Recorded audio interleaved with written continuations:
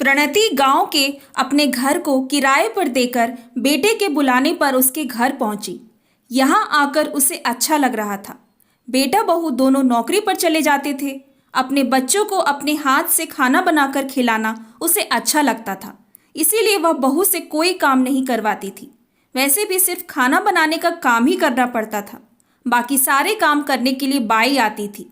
एक दिन सुबह प्रणति रसोई में खाना बना रही थी कि उसे बहू की बातें सुनाई दी कि वह काम वाली बाई को काम पर आने के लिए मना कर रही थी, यह कहकर कि हम अपना काम खुद कर लेंगे, अब तुम्हें आने की ज़रूरत नहीं है।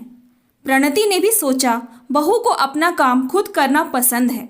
दूसरे दिन सुबह उसने कहा, माँ आप बाहर के काम कर दीजिए, मैं खाना बना देती हूँ। प्रणति को लगा ठीक है, दूसरे काम दोनों के जाने के बाद आराम से कर दूंगी, क्योंकि खाना तो बहू सुहानी बना ही देगी। एक हफ्ते तक ठीक चला, फिर धीरे धीरे सुहानी ने खाना बनाने का काम भी सास पर डाल दिया था। प्रणति ने सोचा चलो अपने ही घर के काम हैं, कर लेती हूँ। प्रणति धीरे धीरे बीमार पड़ने लगी।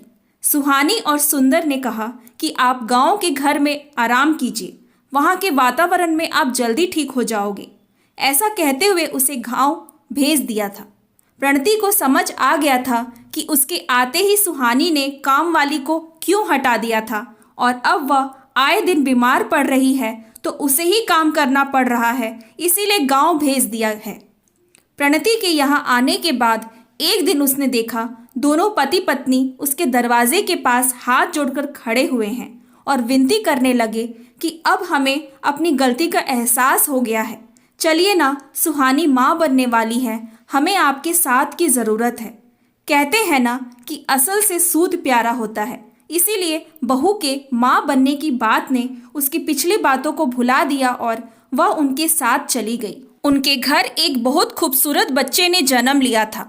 प्रणति ने 1 साल तक उनकी सेवा की और बेटा बहू से कहा कि मैं बच्चे को लेकर गाँव चली जाती हूँ, तुम दोनों यहीं रहो।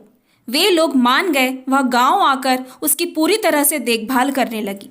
बेटा बहू हफ्ते में 1 दिन आकर बच्चे को देख उसके साथ समय बिताकर चले जाते थे।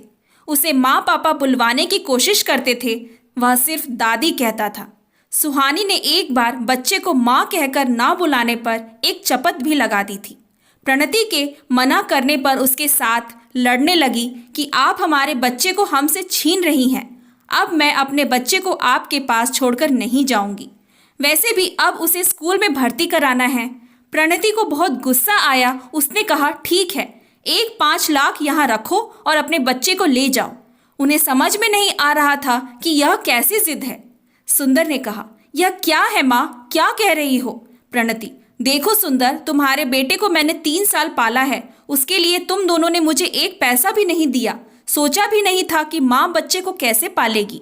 आज जब वह बड़ा हो गया तो उसे स्कूल में ज्वाइन करने के लिए लाखों की फीस, उसकी देखभाल के लिए आया का तनख्वाह, यह सब देने के लिए तैयार हो गए हो तो तुम लोग मेरे पैसे भी दे सकते हो। सुंदर, वह बात नहीं है माँ, हमारा बेटा हमारा होकर भी हमारा नहीं है। हमें डर है कि वह कुछ दिनों तक यहीं रहा तो हमें माँ पापा भी नहीं कहेगा, इसीलिए इसे हम हमेशा हमारे साथ रखना चाहते हैं। सुहानी कहने लगी कि आपको शर्म करना चाहिए कि पोते को पालने के लिए पैसे मांग रही हैं। प्रणति, हाँ, तुमने तो मुझे नौकरानी बना दिया था, वह भूल गई हो क्या? मैं इतनी नासमझ नहीं हूँ, मुझे पता है कि तुमने नौकरों को नौकरी से क्यों निकाल दिया था।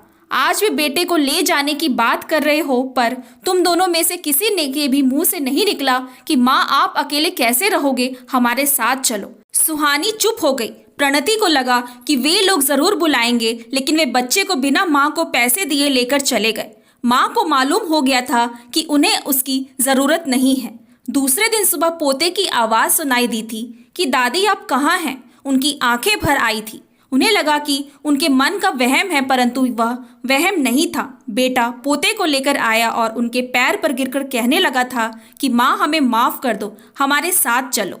माँ तो माँ ही होती है। वह उनके साथ चलने के लिए तैयार हो गई थी, यह कहते हुए कि देखना, इसकी परवरिश मैं इतने अच्छे से करूंगी कि तुम लोगों को मेरे समान भुगतना नहीं पड़ेगा। बेटा बहू को अपने किए पर पछतावा हो रहा था। Thanks for watching. Please like and subscribe my channel.